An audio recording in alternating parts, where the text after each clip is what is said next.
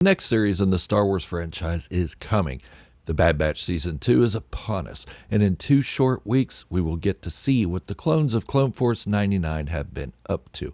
And while we don't have much about the details of the storyline, we can be assured that the next chapter in the hit animated spinoff of the Clone Wars will have its surprises, for sure. The first season of The Bad Batch had its ups and downs, but it did bring in some must-see moments that made many of us shudder.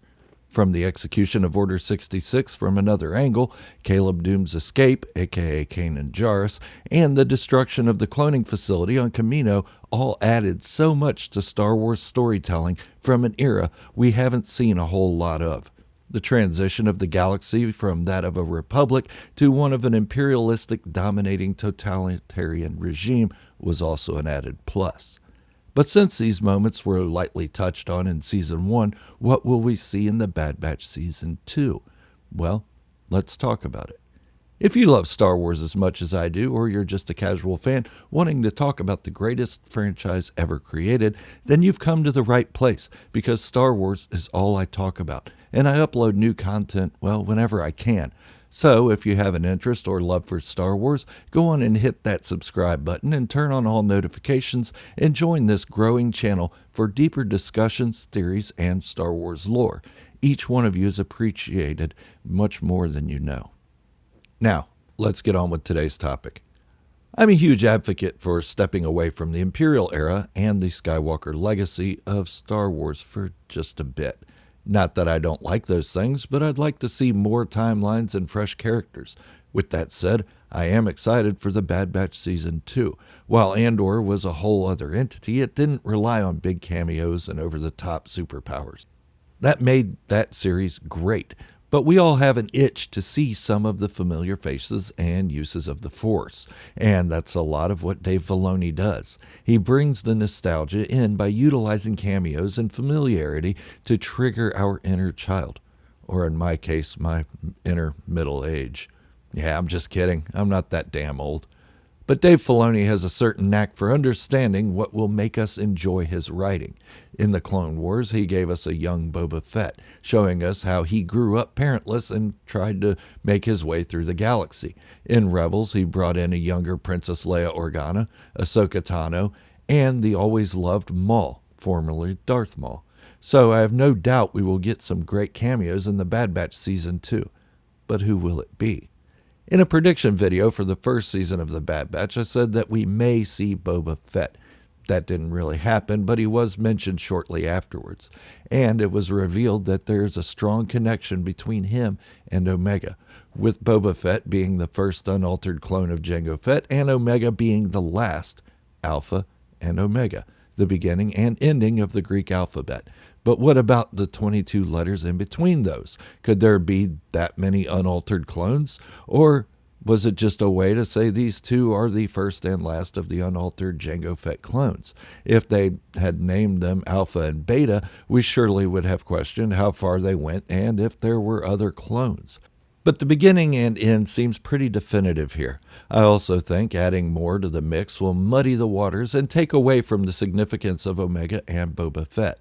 Their meaning will be lost, and they won't seem as important to that project and the overall story. But I do think it's probably inevitable that we will see Boba Fett show up in some capacity in the Bad Batch. Not just because he's always been my favorite character, but because it makes sense due to his connection to Omega. She has a long-lost brother, and finding out that brother is completely different from her would make for some good Star Wars storytelling. Think about it. Boba Fett's a bounty hunter whose job it is to create misery and fear, where she is caring and selfless and wants to help people and bring joy. Earlier I mentioned Caleb Doom, aka Kanan Jarrus, and a lot of us were wondering what happened to him and why they didn't show the clones of Clone Force 99 search for him. Do we think we'll see him again in Season 2? My answer? Probably not. Let me explain why. Although it would be most welcome, there is no significant reason to have Kanan appear again. It was a great arc at the beginning of the season, but it also showed a young Kanan not trusting any clone after watching his master Depa Baba gunned down in cold blood.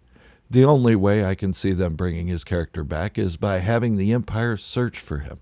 Probably headed by Crosshair, since he was the one with the suspicion that Kanan had escaped. And being tenacious, Crosshair would probably catch Kanan, and it would be up to Hunter and crew to rescue him. Not a bad idea, but let's look at continuity. Kanan watched the clones kill his master, Balaba, then turn on him. Crosshair fired shots at him and was part of Clone Force 99 at that time. This put distrust in Kanan for any clone. When we see Kanan in Star Wars Rebels, he still has that distrust for clones. It takes him a while to understand that Captain Rex wasn't one that turned on his Jedi counterparts. But he actually did. I don't know. So, if the Bad Batch rescues Kanan or helps him in any way, it would show that Kanan had no reason to hate all clones by the time of Star Wars Rebels. No, I think Kanan is off surviving on his own.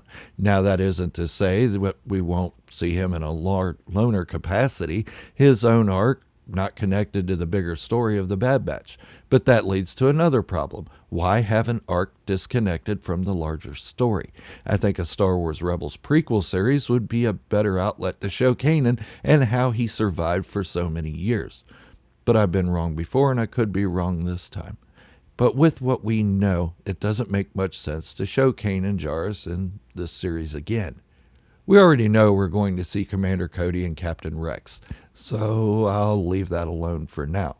But what if the Bad Batch Season 2 begins connecting with another series in an offhand way? What if it connects to the Obi-Wan Kenobi series? Wait, before you call me crazy, hear me out. I know a lot of you don't like the Obi-Wan Kenobi series, and I kind of get that. But there's one aspect of the show that I think a lot of Star Wars fans would be interested in seeing: Quinlan Vos. From the Obi-Wan Kenobi series, we learned that Quinlan has been helping Force sensitives escape from the wrath of the Imperial Inquisitors. We also know that Clone Force 99's inhibitor chips weren't activated. Well, most of them. So they still hold Jedi in high regard.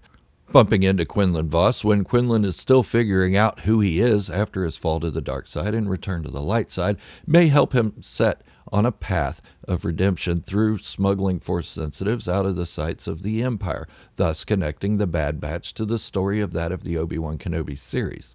If you haven't read the Star Wars novel Dark Disciple, I highly recommend it. It's all about Quinlan Vos and his falling in love with Asajj Ventress, his fall to the dark side, and his return to the light, only to see his love, well, just read the novel. It was supposed to be a 3-episode arc of the Clone Wars that was cut when the show was canceled. Personally, I wish they would have included it in the beginning of the Clone Wars Season 7, but what can you do? How likely do I think it is that they will show Quinlan Vos? Probably not very likely, but it would spice the show up a bit, and it's a great way to bring Jedi back into the spotlight and Obi-Wan Kenobi for those who miss seeing the Jedi of old. No, instead, I'm sure we will get Ahsoka Tano. After all, she is Dave Filoni's creation, and he likes to sprinkle her in whenever he can. But is it just me, or is anyone else glad that Obi-Wan Kenobi discovered it was Quinlan Vos helping these youngsters escape instead of Ahsoka Tano? Sure, she's a great character, but I think it would have been too over the top. But now we're wondering, why didn't Ahsoka help others in this time? Why does it seem that the most caring of all Jedi Order, or former Jedi, didn't really do anything before becoming Fulcrum? Then after her fight with Darth Vader on Malachor, she basically fell out of existence. Thanks for the help on Hoth and Endor. Oh wait, you weren't there. But with the Bad Batch Season 2 releasing soon, I'm sure we'll have our moments of emotional highs and lows, and we'll see some beloved characters. I can't wait to see what Dave Filoni has in store for us. Do you have a prediction? Let me know in the comments. I'd love to hear it. I do read all the comments, even if I can't respond to them all due to my busy days.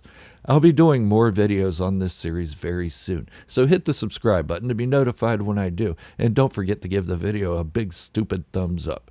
I'll see you in the next video. Until then, this is Gerald, a Star Wars fanatic, signing off, wishing you all great health, happiness, and peace. Be good to each other. Thank you all for watching, and remember, this is the way. And positivity in the Star Wars community is the only way.